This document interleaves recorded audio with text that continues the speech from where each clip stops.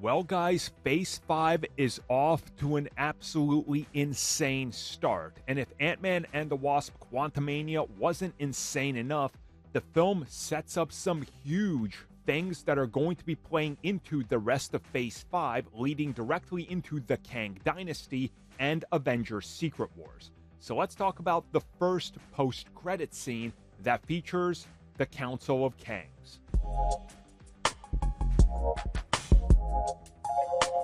Okay, so right now we are talking about the first post-credit scene here, which this is the one that connects directly to the Kang Dynasty and the bigger picture of everything that's happening in the MCU. And in the scene, we see one version of Kang talking about the demise of the Kang that was exiled, aka the version we just saw in Quantumania. And here we see Immortus and we see Rama Tut.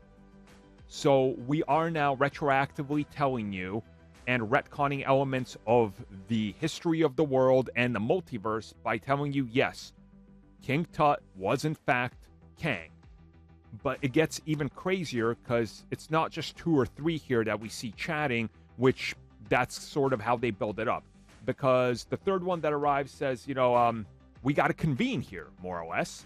And we're going to pull in everybody. They got to call the council. And this is exactly what they do. So we see a faithful recreation of this scene right here.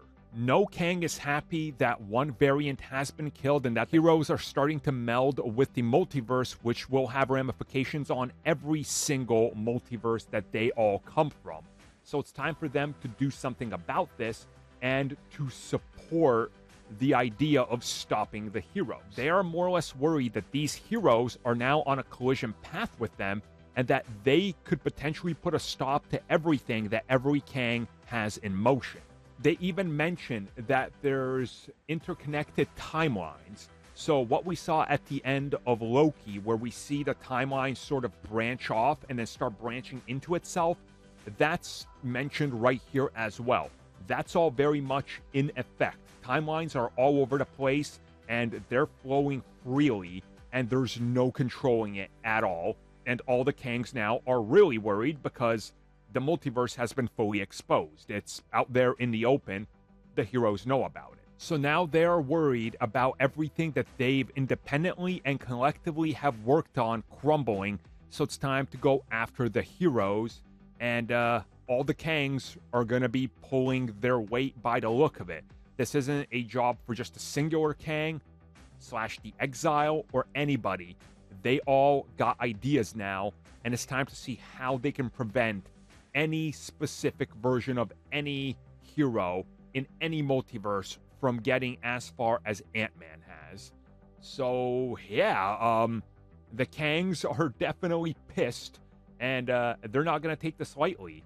So when we start seeing them pop up in various locations and starting to try to fix timelines or retcon things or erase timelines or cause more incursions, they will be behind it. And the stakes are now set pretty high on the Kang Dynasty because we kind of get what the name is now. It's about all the Kangs, the dynasty of every Kang, and their lasting effect on their specific multiverse, including the Sacred Timeline.